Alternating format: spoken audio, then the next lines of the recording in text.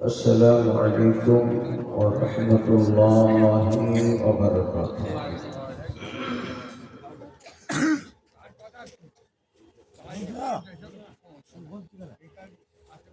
Alhamdulillah nahmaduhu wa nasta'inuhu wa nastaghfiruhu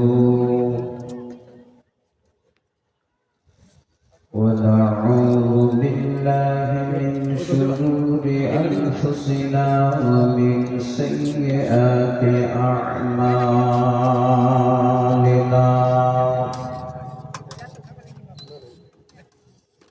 من يهده الله فلا مضل له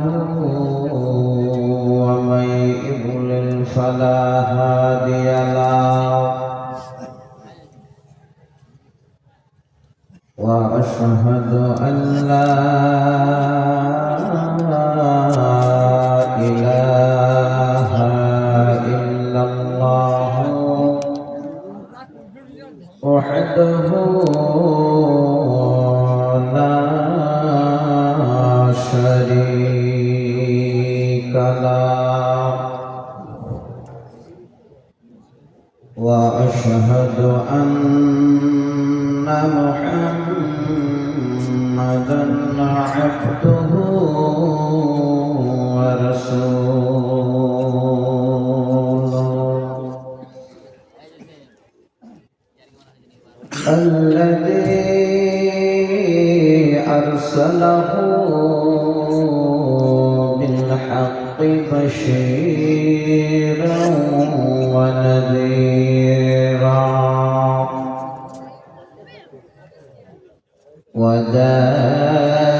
وداعيا إلى الله بإذنه وسراجا منيرا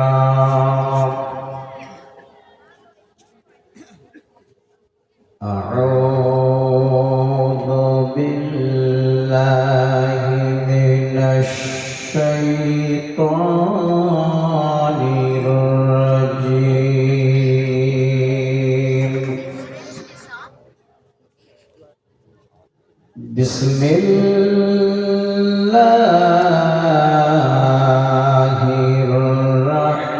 الرحمن الرحيم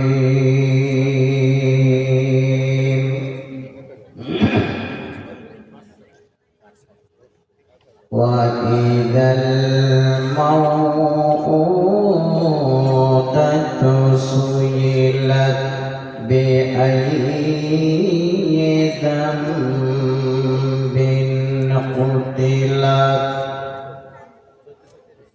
وقال الله تبارك وتعالى في موضع آخر بسم الله الرحمن الرحيم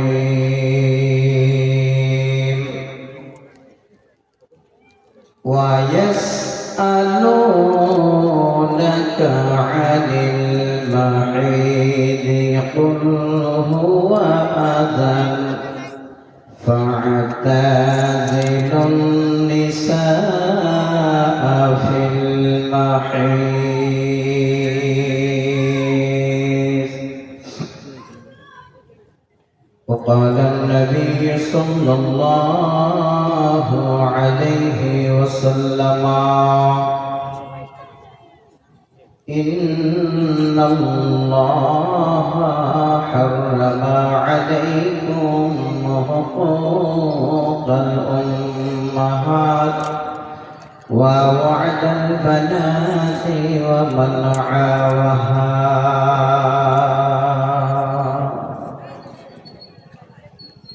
رواه البخاري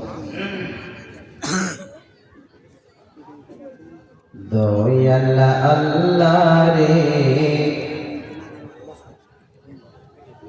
তুমি আমায় রহম করো না।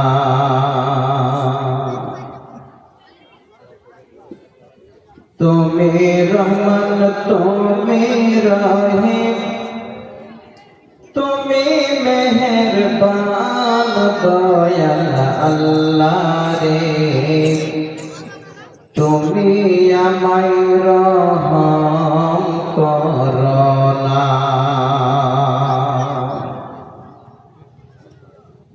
মৌতের যখন অর্ডার হবে, আজরাইল সে বুকে বসবে। যতই করো অনয় বিনয়, তবু তোমায় ছাড়বে না দয়াল আল্লাহ রে। তুমি আমায় রহম করো না। রূহটাকে যখন নিয়ে যাবে, মা জননী কতই কাঁদবে। যতই তুমি ক্রন্দন করো, তবু তোমার কান্না শুনবে না দয়াল আল্লাহ রে। তুমি আমায় রহম করো না। লাশটাকে যখন গোসল দিবে, তখন তাকে কতই লাগবে। বুক ফুটবে, মুখ ফুটবে না দয়াল রে। তুমি আমায় রহম করো না। তুমি রহমান, তুমি রহিম, তুমি মেহেরবান দয়াল আল্লাহ রে। তুমি আমায় রহম করো না। জানাজার খাট যখন নিয়ে যাবে, তখন সে কেঁদে বলবে, আমায় নিয়ে যাচ্ছ কোথায়, একটু আমায় বলো না দয়াল আল্লাহ রে।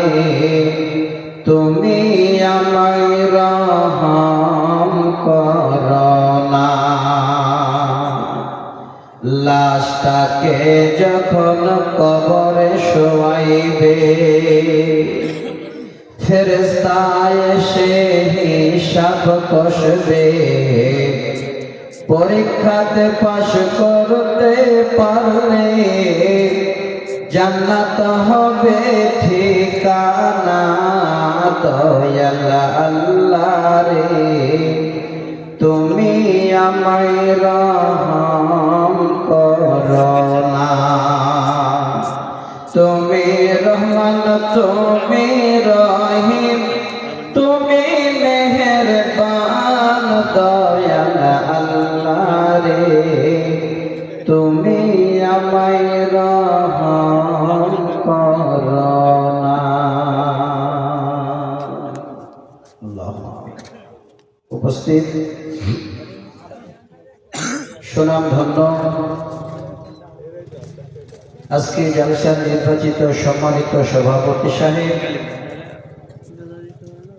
মঞ্চ উপবিষ্ট ওলামায়ে কিরাম, সম্মুখে বসে থাকা অত্র এলাকা থেকে আসা আমার সকল স্নেহভাজন ও শ্রদ্ধাভাজন শ্রোতা মণ্ডলী, পর্দার আড়ালে বসে থাকা পর্দা নাসিলা অবলা সরলা মা খালা বোন অবলান্যেরা, সর্বাগ্রে সে রব্বুল আলামিনের দরবারে শুকরিয়া জ্ঞাপন করি যে মনিবের আদেশে আজকে দিবাগত রাতে এতক্ষণ পর্যন্ত আমরা বেঁচে থাকার একটা সুযোগ পেয়েছি, যার আদেশে আজকে রাত্রিতে তিনার কোরআন এবং নবীর অমৃত বাণী শ্রবণের সুযোগ আল্লাহ আমাদের দিয়েছেন। সেই রাবের দরবারে তার বান্দা হিসাবে আমরা তিনার কাছে একবার শুকরিয়াটুকু জ্ঞাপন করি। পুরুষেরা উচ্চস্বরে, মায়েরা মনে মনে সকলে মিলে একবার পড়ি আলহামদুলিল্লাহ। দরুদ সালাম অবতীর্ণ হোক নবী কুলের শিরোমণি মা আমিনার দুলাল আব্দুল্লাহর লাখতে জিগার জনাবে মুহাম্মদ রাসূলুল্লাহ সাল্লাল্লাহু আলাইহি ওয়াসাল্লামের উপর শত কোটি শান্তির ধারা বর্ষিত হোক। আল্লাহুম্মা আমিন। আল্লাহুম্মা সাল্লি আলাইহি, আল্লাহুম্মা বারিক আলাইহি। ব্রাদার ইসলাম, দীর্ঘ সময় ধরে আপনারা কোরআন এবং সহিহ সুন্নাহর আলোচনা শুনলেন। আবার শেষ পর্যন্ত হয়তো কারো নিয়ত আছে যে আমরা শেষ বক্তার বা শেষ মাওলানা সাহেবের কিছু কথা শুনে বাড়ি যাব। আল্লাহর কাছে ভিক্ষাটুকু আগে সবাই চেয়ে নি, আল্লাহ আমাদের যতটুকুর বলার, যতটুকুর শ্রবণ করার আল্লাহ তুমি সময় দিয়েছ, সেই সময়টাকে আল্লাহ সুষ্ঠুভাবে বলার এবং শ্রবণ করার, পরিশেষে সকলকে আল্লাহ আমল করার তৌফিক দিও। একবার সকলে মিলে উচ্চস্বরে বলি আল্লাহুম্মা আমিন। আমার ভাইরা, সময়টা দেখে এমন যে খুব বেশি রাত হয়ে গেছে তা নয়, কিন্তু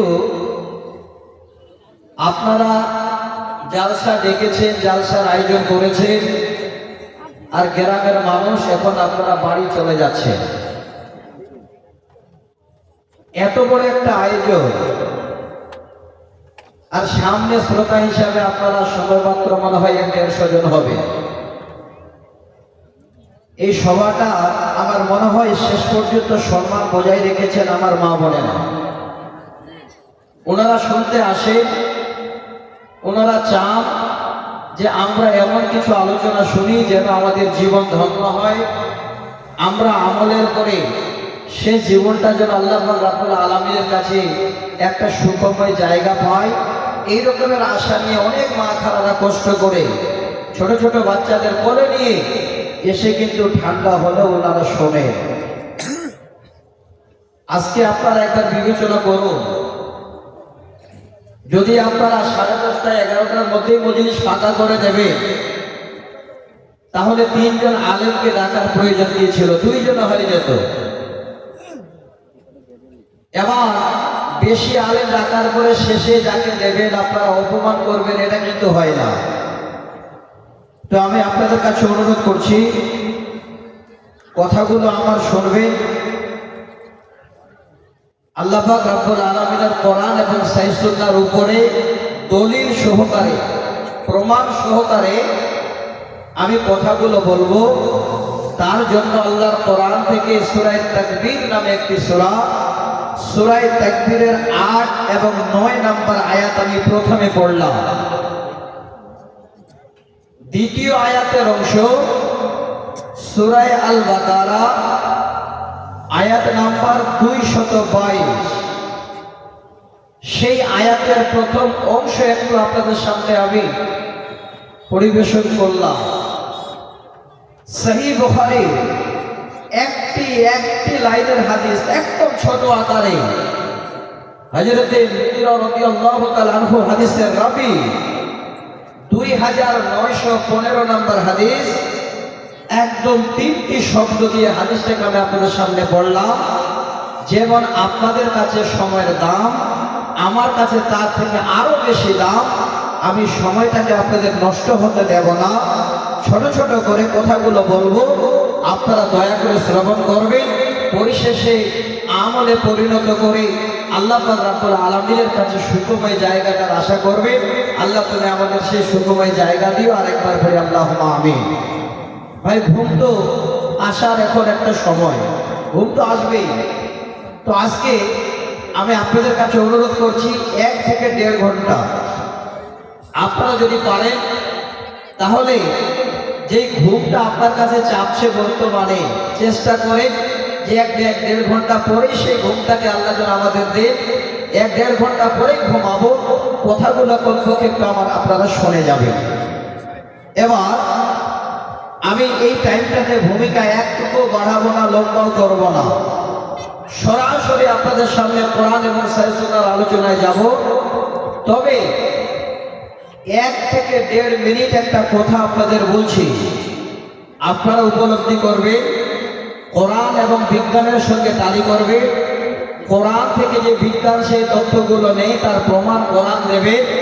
আমি আপনাদের তুলে দিচ্ছি এই শব্দগুলো সূরা হজ, সেই সূরার ভিতরে সুন্দর করে নুতফা, আলাকা, এই রকমের মুসবা শব্দগুলো আছে, যে শব্দের মাধ্যম দিয়ে আজকে যেন বিজ্ঞান তার তথ্যগুলো সুন্দর করে মানুষের সামনে তুলে দেয়।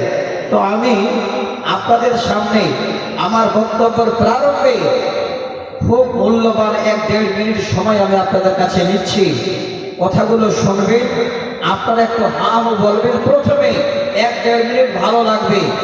আপনাদের কাছে আমি জানতে চাচ্ছি, আল্লাহ পাক আমাদের মতো এই অতি উত্তম মাখলুকদের জন্য আল্লাহ আমাদের কয়টি স্থান বা কয়টি জায়গায় আমাদের বাড়ি বানিয়েছে, একটু বলা যাবে?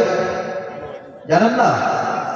যেহেতু জানা নেই আপনাদের, আমি বলে দিচ্ছি, আল্লাহ পাক আমাদের মতো এই পছন্দনীয় বান্দাদের জন্য আল্লাহ 5টি জায়গায় আমাদের জন্য বাড়ি নির্ধারিত করেছে বা নির্ধারণ করেছিলেন। এবার কেন বললাম করেছেন, করেছিলেন, করবে, সম্পূর্ণটাই মাঝি, মুস্তাকবিল হাল, অতীত, ভবিষ্যৎ, বর্তমান সব বলেই জন্য বললাম, যেখানে কথাটাকে আপনারা মিলিয়ে নেবেন। সর্বপ্রথম যেটা আমাদের স্থান, যেটা আমাদের বাড়ি ছিল, বাসস্থান ছিল, সেই জায়গাটা ছিল আমাদের সকলে আব্বা জানের পিঠে। বুঝতে পেরেছেন? যারা সায়েন্স অর্থাৎ মানে বিজ্ঞান সম্বন্ধে কিছু ধারণা রাখেন, আশা করি ইনশাআল্লাহ আপনারা বুঝতে পারবেন। প্রথম যেটা জায়গা, প্রথম যেটা স্থান আল্লাহ আমাদের জন্য বানিয়েছিলেন আমাদের বাবার পিঠে, 1 নম্বর। দ্বিতীয় নম্বর জায়গা অতি সুন্দর, সেখানে পৃথিবীর কোনো মানুষ আর দেখতে পায় না, ছোট্ট একটা চামড়ার ভিতরে প্রায় মোটামুটি কম বেশি 9 থেকে 10.5, 11 মাস পর্যন্ত ওই জায়গাটাতে আল্লাহ পাক রব্বুল আলামিন আমাদের সুন্দর করে আকৃতি দিয়ে, সম্পূর্ণ রকমের তিনি নিজে আহারের ব্যবস্থা দিয়ে ওই জায়গাটাতে আল্লাহ আমাদের সুন্দর আকৃতির পরে সেখান থেকে দুনিয়াতে পাঠিয়েছে। ওই জায়গাটার নাম হলো, ওই ঘরটার নাম হলো মা জননীর কোল বা মা জননীর পেট। কথাটা মিলছে তো ভাই? আপনাদের ঘুম পেয়েছে নাকি? ভাই যারা পিছনে আছেন একটু সামনে আসেন, ইনশাআল্লাহ আমি আপনাদের কোরআন এবং সুন্নাহর উপরে একটাই বিষয়ের উপরে, একটাই টপিকের উপরে আলোচনা করব। যে কোরআন এবং হাদিসগুলো বলবো প্রত্যেকটাই রেফারেন্স দেব। আপনারা যদি বলেন যে ওস্তাদকে পাবো কোথায়, যেতে হবে না কোথাও।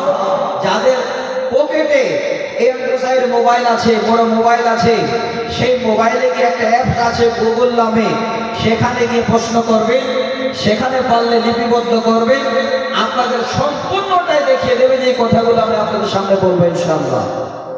তাহলে এবার দ্বিতীয় নম্বর জায়গাটা ছিল মা জননীর পেট। 3 নম্বর কি বলছেন দাদু? দাদু তাই নাকি? ও আচ্ছা আচ্ছা, না হলে মাইকটা দিয়ে দিতে মনে রাখেন, আপনি কিছু বলেন তারপরে আমরা আচ্ছা। তো যারা টেনশন নিয়েন না আপনারা। ভাই আপনারা সবাই ঠিক আছে তো? দাদুর মতো নয় তো? কে কে ঠিক আছেন হাত দেখান তো সবাই। যারা হাত দেখান না, আমার মনে হয় দাদুর সাথে সাথ দিয়েছেন নাকি? যাক আলহামদুলিল্লাহ, ভালো লাগলো। শ্রোতা বেশি থাকে তো মনটা ভরে। আসলে আমি আজকে আপনাদের কাছে বড় কষ্ট করে এসেছি, আল্লাহ কবুল করেছেন, কথাগুলো বলবো, আপনারা মিলাবেন, জীবনে সব মিলে যাবে। এবার 3 নাম্বার একটা জায়গা আল্লাহ আমাদের জন্য নির্ধারণ করেছেন, সেটা হলো আকাশের নিচে জমিনের উপরে। সেই জায়গাগুলো, ঘরগুলো হলো কাঁচা পাকা, পাটখড়ির বেড়া দিয়ে, টিনের বেড়া দিয়ে, পলিথিন দিয়ে তৈরি করানো এই দুনিয়ার বাড়িঘর সাময়িকের জন্য, যেটা 3 নম্বর আমাদের কয়েক বছরের জন্য আমরা বসবাস করি। সেই 3 নম্বর বাড়িটা হলো আমাদের এই কাঁচা পাকা বাড়ি। নাম্বার 4 নম্বর একটা বাড়ি, সেই বাড়িটা এত সুন্দর, সেই বাড়িটা সাধারণত গ্রামের ভিতরে হয় না, একটু বাইরে হয়। সেই বাড়িটা এমন বাড়ি, ওই বাড়িটাতে আর জীবনে কেউ খোঁজ খবর নিতে যায় না। বাড়িটাতে পরিপূর্ণ তৈরি করতে 3 থেকে 4টা মিস্ত্রি লাগে, সময় লাগে 3 ঘন্টা। বুঝতে পেরেছে? আর ওই মিস্ত্রিগুলো যে সেই বাড়িটাকে সুন্দর করে প্লাস্টার করে, সিমেন্ট বালি লাগে না, কন্নি লাগে না, কোদাল এবং শাবল দিয়ে প্লাস্টার করে। কথাটা মিলল? সেই বাড়িটার নাম আমাদের 4 নম্বর, সেটা হলো কবরের বাড়ি। আপনারা চট করে হাতটা দেখাবেন যে ওই বাড়িতে কে যাবেন না। আপনি যাবেন না? যে দাদু আগে যাবো না, তাহলে দেখেন ওই বাড়িতে সবাই যাবো ইনশাআল্লাহ। ওই বাড়িটার জন্য আগে তৈরি করেন, সেটাই হলো ইমিগ্রেশন সেন্টার। ওইখানে পার হতে পারলে আপনি একদম আস্তে আস্তে আস্তে আস্তে হাসর নাসর পার হয়ে জান্নাতুল ফেরদাউস পর্যন্ত ঠেকে যাবেন। দোয়া করবেন আগামীকালকে আল্লাহ যদি করে, তো আমিও ইমিগ্রেশন সেন্টার দিয়ে পার হব। আল্লাহ দিলে আমি ওই দেশে যাব। অনেক কষ্ট করে এসেছি, এই জন্য বললাম আগামীকালকে আমার প্রোগ্রাম। তো 4 নম্বর যেটা আমাদের বাড়ি, সেই বাড়িটা হলো কবর। 5 নম্বর একটা বাড়ির খবর দিচ্ছি। বাড়িটা নামটা খুব ছোট, কিন্তু তার ভিতরের প্রশস্ততা, তার সৌন্দর্য, 2টো হাদিস থেকে আপনাদের প্রমাণ দিই। সহিহ বুখারী মুসলিমের হাদিস। আল্লাহ রাসূল বলছেন যে জীবনে কোনোদিন সেই জায়গা, সেই বাড়িটা কোনো চোখ দেখিনি, জীবনে কোনোদিন পরিপূর্ণ এই কর্ম সেই বাড়ি সম্বন্ধে শুনিনি, জীবনে কোনোদিন এই হৃদয়ে ওই বাড়ি সম্বন্ধে ধারণাও করিনি। তিরমিজির হাদিস। সেই বাড়িটা কেমন হবে, সৌন্দর্য কত সুন্দর, ওই বাড়িটার আনন্দ কেমন হবে।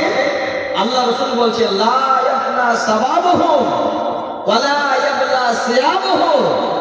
এত সুন্দর হবে সেই 5 নম্বর বাড়ি।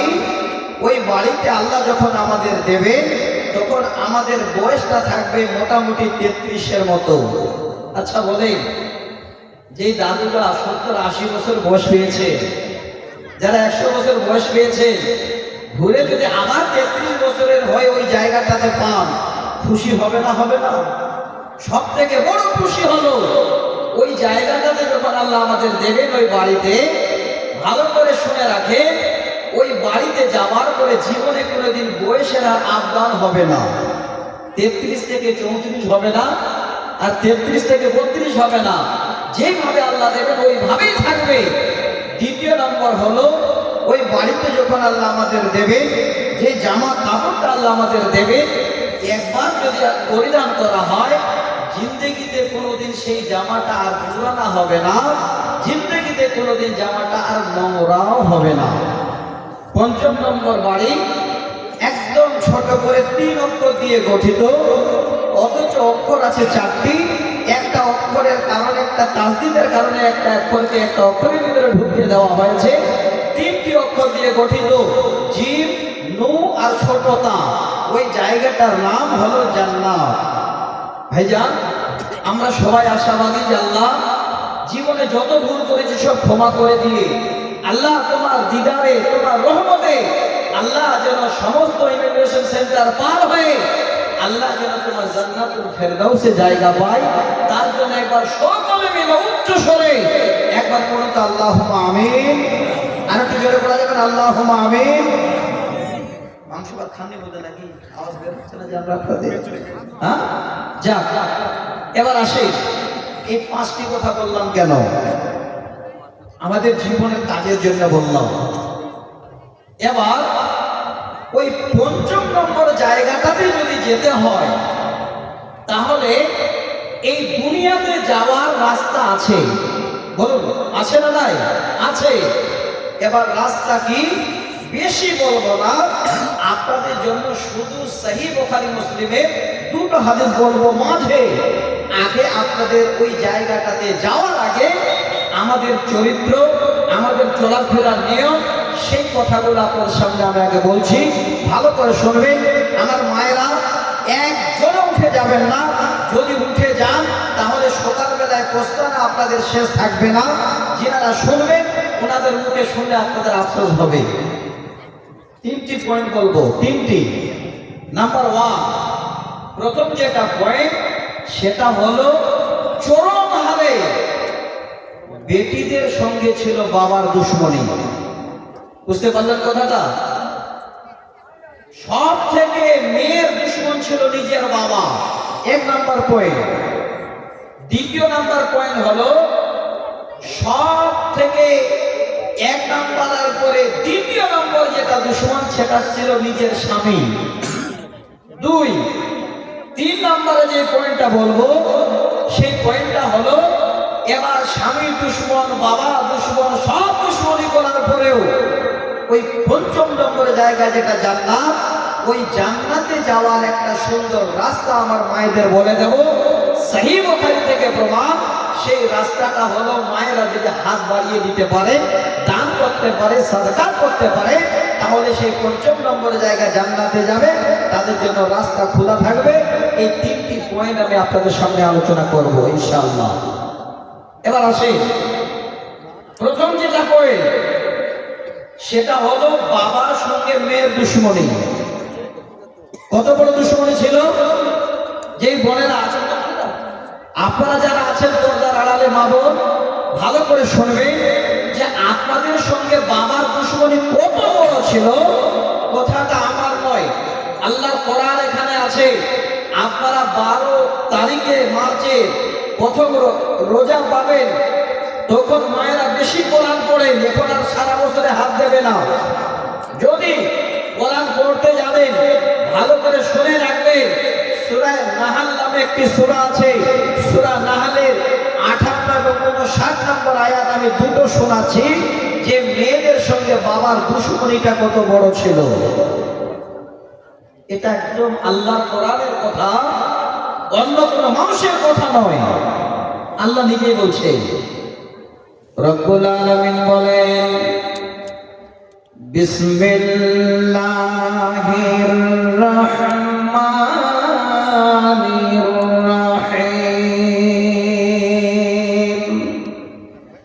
ওয়া ইযা বুশিরা আহাদুহুম, আল্লাহ পাক বলেন, ওরে পৃথিবীর আমার বান্দারা, প্রথম সংবাদ হলো ওয়া ইযা বুশিরা আহাদুহুম বিল উনসা, যখন তাদের ঘরে, ওই পিতাদের ঘরে মেয়ে জন্ম নিত, কন্যা সন্তান যখনই জন্ম নিত, যাল্লা ওয়াজহুহু মুসওয়াদ্দান ওয়া হুয়া কাযীম, ওই কন্যা সন্তান জন্মের কারণে বাবার মুখের আকৃতি কালা হয়ে যেত এবং অসহনীয় মনোস্তাবে বাবা দুশ্চিন্তা অনুভব করত। আল্লাহর কোরআনের প্রমাণ। মেয়ে জন্ম নিত, বাবার মুখটা কালা হয়ে যেত। এত বড় আমি হতভাগা, সমাজের মানুষের কাছে দাম হারিয়ে গেল, সমাজের কাছে ছোট হয়ে গেলাম, সমাজ আর আমাকে দাম দেবে না। এই লজ্জার মুখ আমি এখন কি করে দেখাবো সমাজে? আমার ঘরে এই মেয়ে জন্ম নিল। হে মা, শুনবেন, আমি আপনাদেরকে বেশি ইঙ্গিত করবো, কারণ শ্রোতা আপনারা অনেক বেশি আছেন যেটা আমার ধারণা। শেষ সময় আমি আপনাদের এই 3টি পয়েন্ট যদি শুনে যেতে পারি, আমি জানবো আমার 10 ঘন্টার রাস্তা আসাটা আল্লাহর কাছে কামিয়াব হয়ে যাবে ইনশাআল্লাহ। এবার দুশ্মনী কেন বেড়ে যেত, মুখমণ্ডল কেন কালা হয়ে যেত, বাবা এত দুশ্চিন্তা অনুভব কেন করত? 58 নম্বর আয়াতের তাফসীর আল্লাহ 59 নম্বর আয়াতে সুন্দর করে বলে দিলেন। কি? আল্লাহ পাক বলেন, ইয়াতাওয়ারা মিনাল কওমি মিন সুই মা বুশিরা বিহি আয়ুমসিকুহু আলা হুনিন আম ইয়াদুসসুহু ফিত আল্লাহ পাক বলেন, বাবার মন খারাপ হওয়ার কারণটা হলো ইয়াতাওয়ারা মিনাল কওমি মিন সুই মা বুশিরা বিহি, আমার ঘরে যে একটা মেয়ে জন্ম নিল, আমার ঘরে যে একটা বেটি জন্ম নিল, এখন আমি আমার কওমের সামনে, আমার সমস্ত লোকজনদের সামনে, আমার এই সমস্ত গ্রামবাসীদের সামনে কেমন করে মুখ দেখাবো? বড় লজ্জার বিষয়, আমাকে দেখে সবাই ঘৃণার চোখ দেবে, আমার দিকে তাকাবে না, আমাকে সমাজে ডাক দেবে না, আমার সমাজে দাম থাকবে না। আয়ুমসিকুহু আলা হুনিন আম ইয়াদুসসুহু ফিত তুরাব, এবার আমি সমাজের কাছে কেমন করে এই লজ্জা ঢাকাবো? না, আমি আমার মেয়েটাকে জিন্দায় আমি মাটিতে পুঁতে দেব। আমার মা, হে বোন, সেই বাবারা এবার সমাজকে বাঁচাবার জন্য, সমাজের কাছে দাম পাবার জন্য মেয়েগুলোকে আর তারা জিন্দা রাখতো না, মাটিতে বাবা এত বড় দুশ্মন হয়ে যেত যে জিন্দায় মেয়েদের মাটিতে গেড়ে দিত। আল্লাহ নারাজ, আল্লাহর তরফ থেকে শব্দ আসে, আল্লাহ খবরদার, সাবধান, সাআ মা ইয়াহকুমুন, যেই কর্মটা তোমরা করছো সব থেকে নিকৃষ্ট কর্ম এটা, অতএব সাবধান, এই জায়গা থেকে বাঁচো। আমার মা, দলিলটা নিশ্চয়ই পেলেন। এই শব্দ থেকে আপনারা বুঝতে পারলেন, বেটি জন্ম নিলে, মেয়ে জন্ম নিলে বাবার মুখমণ্ডল কালা হয়ে যায়, বাবা সমাজের কাছে দাম পায় না, তার জন্য সেই মেয়েদের ফুটফুটে চেহারার বেবিগুলোকে ওই বাবারা জিন্দায় তারা মাটিতে গেড়ে দিয়ে, পুঁতে দিয়ে দুনিয়া থেকে তারা সেই মেয়েদের বিদায় করত। এবার আরেকটা দলিল দিচ্ছি, এই কথাটার উপর আরেকটা পাকা দলিল নিয়ে দেন। আয়াত দুটো পড়েছিলাম সূরা তাকবীরের 8 এবং 9 নম্বর আয়াত। আল্লাহ বলছে, আল্লাহ পাক বলেন, ওয়া ইদাল মাউউদাতু সুইলাত বিআইয়ি যামবিন কুতিলাত, জীবন্ত পতিত কন্যাকে সেদিন জিজ্ঞাসা করা হবে, কি কারণে তোমাদের হত্যা করা হয়েছিল। এই আয়াত দুটোর তরজমা আমি আপনাদের সামনে করলাম। কি বুঝতে পারা গেল? আল্লাহর কোরআন যেন আরো প্রমাণ দিচ্ছে, হে পৃথিবীর আমার বান্দিরা, ভালো করে শুনে নাও, কিয়ামতের দিনে তোমাদের মতো সেই মেয়েদের, তোমাদের মতো সেই বাবার বেটিদের জিজ্ঞাসা করা হবে যে তোমার বাবারা কি কারণে তোমাদের জীবন্ত অবস্থায় পুঁতে দিয়েছে। একদম পাক্কা হয়ে গেল। আল্লাহর কোরআনের দলিল 4টি আয়াত থেকে একই বার্তা পাওয়া গেল যে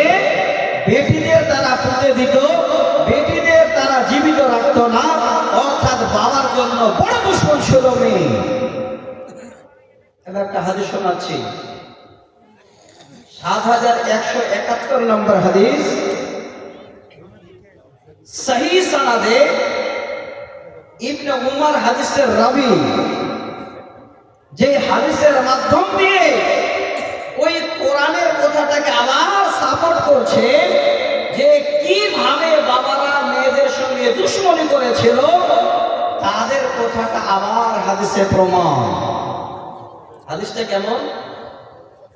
মানুষের জীবনে অনেক ভুল হয়, ভুল করতে করতে যখন সেই লোকটা জানতে পারে যে এটা আমার ভুল হয়ে গেছে, তখন অনেক মানুষের কাছে, আলেম ওলামাদের কাছে গিয়ে জিজ্ঞাসা করে, ভাই জীবনে তো এত ভুল করেছি, এবার বুঝতে পারলাম এটা ভুল হয়ে গেছে, তার জন্য কোনো ব্যবস্থা আছে কিনা?